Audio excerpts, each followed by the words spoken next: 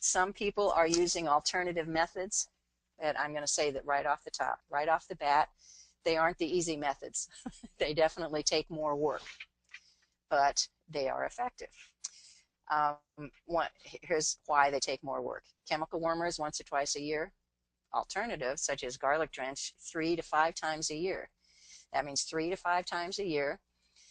You bring everybody in, pen them up, and dose them, which, depending on how many you have, it's no big deal or a big deal. You know, if you have hundreds of animals, yay, it's a lot of work. But it's what you need to do. Also, you really have to work to develop, to learn superior management skills so that those animals are in optimal health, so they can fight off an infestation. You must practice rotational grazing at a high level to be effective. And you have to keep checking. You have to do the fecal tests, because it's a given. If you wait until your animals start to look wormy, it's going to be a long struggle, uphill struggle, to get them back to health. They're pretty far gone by the time they're showing it. Signs such as general unthriftiness, meaning their coat or wool is dull, flat, rough, it's not smooth and shiny. Their eyes are dull. Their gums and their eyelids are pale white. They're pretty far gone by that stage. You really don't want to wait that long. Next slide, Cinda. Okay, so now I'm going to detail what I and a lot of other people are using very, very successfully is dosing with garlic and molasses. I like to use powdered garlic and molasses. This is the recipe, the dosage, when I do it throughout the year. But, you know, the big warning there, it's true. Don't do this unless you are willing and able to meet the other criteria.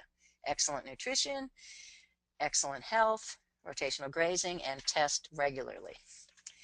As I said, garlic is my herb of choice. I've used it for over 20 years, and my flock has been parasite-free for over 20 years.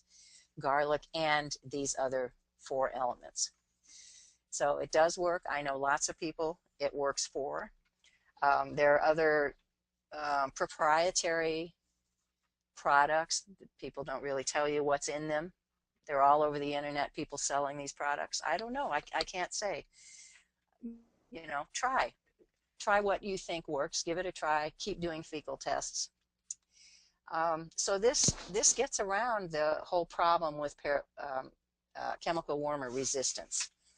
So far, and no, there hasn't been good research done to document exactly why this works. I don't know if it actually kills parasites in my sheep, or if it sets up a pH or a chemical condition in their system that the parasites go, oh, let me out of here. I don't know. And you know what? I don't care, frankly. I wish, you know, when I'm trying to convince people to try another method, I wish more research could be done. But, you know, the problem with that is there's not really a lot of money in selling a garlic molasses mix, you know, and that's, you know, that's how it goes with research. Okay, that's the end of the garlic discussion. I'm not pushing this down anyone's throat. Please, please, and I'm going to reiterate, if you're going to use an alternative method, take the whole package. Don't just glom onto, oh, I can use garlic, it's so much cheaper, it's free, it's almost free if I grow my own garlic.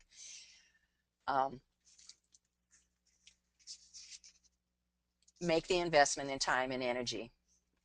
Next slide, please.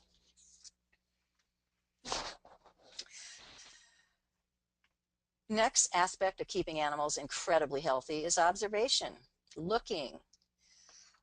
Now, I used this slide in one of the former webinars to illustrate love your work, love what you're doing. That's me out there doing my favorite thing, hanging out with the sheep. But it's not, and I want you to do that with whatever species you're raising. I want you to feel that way about them. But it's not only fun, it's what you need to do. It's fun. It's what your job. It's good. You're supposed to be out there just hanging around looking. You're working, even if it doesn't feel like working. Next slide, please. Um, while you're out there watching them, observing them, learn what is normal. You know, look at your animals, go to other farms, talk to other farmers, learn what's normal for your species, whatever they are. How should they look? How should they behave? Sit down in the grass and watch them graze, for example. Excuse me. Look at what they eat, how they eat. Just look at their whole behavior. Find out what their normal temperature is, because taking a temperature, as if you have kids, you probably know this, is a great indicator of what's going on with them. It's not a big deal to take an animal's temperature, assuming you have a place to confine it, which I'll mention later. And become a manure watcher.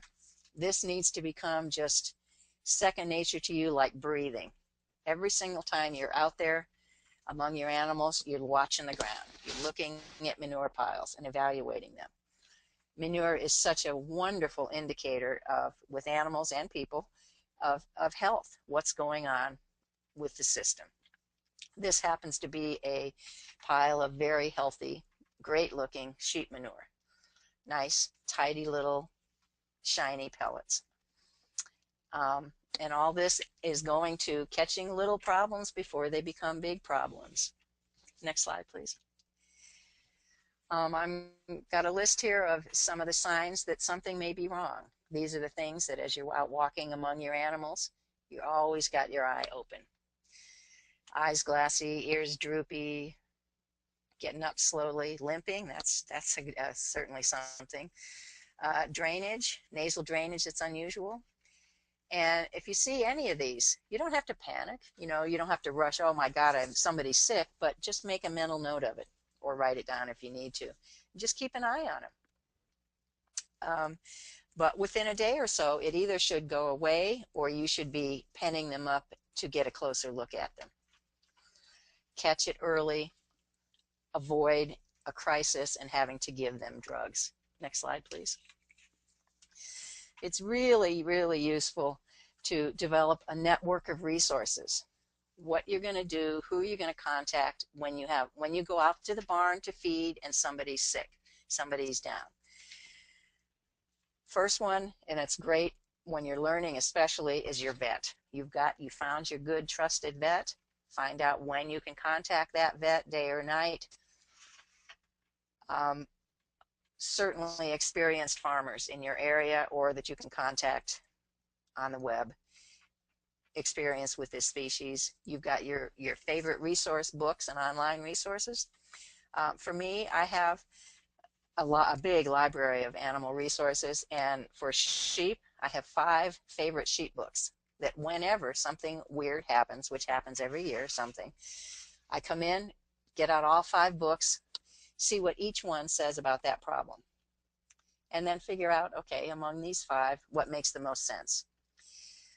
Your own farm health records, of course, are a huge resource for you as time goes on and you gain more and more experience. You've had this before, you know how to deal with it. Now, the sequence of this list, I started out with your vet. What will be interesting is as you gain experience with this, the list is going to become reversed. The first thing you'll refer to is your own experience, your own knowledge, and your own written records. Then you'll go to your library. Then maybe you'll call 1 or 2 of your friends, farmers you know, and probably the last one you're going to call is your vet, because it's going to cost you money. And if you're trying to make money with your business, you need to find expenses can just kill you. You need to try and avoid those expenses. Next slide. Okay, now we're going to move on to, I see we're getting on there in time, rotational grazing. The whole basis of rotational grazing is mimicking what wild herds of animals do. They move into an area, eat, trample down some of the green stuff, poop, and then they move on. Then some long time later, they come back again. It's all regrown and healthy and lush, and they repeat the process. So we're trying to do this on our own. We're trying to emulate this. Using either permanent or portable fencing, we divide our property into small sections where the animals only live for 1 day to 2 weeks, let's say. They stay there till they graze it down to a predetermined level, which is, remember we talked about the parasites climbing up the blade of grass waiting to be eaten. A good predetermined level is 3 to 4 inches. When it reaches that, you move them out to the next pasture. They eat it down to 3 or 4 inches, move it to the next pasture, and on and on and on. And then they come back to pasture number 1. Next slide.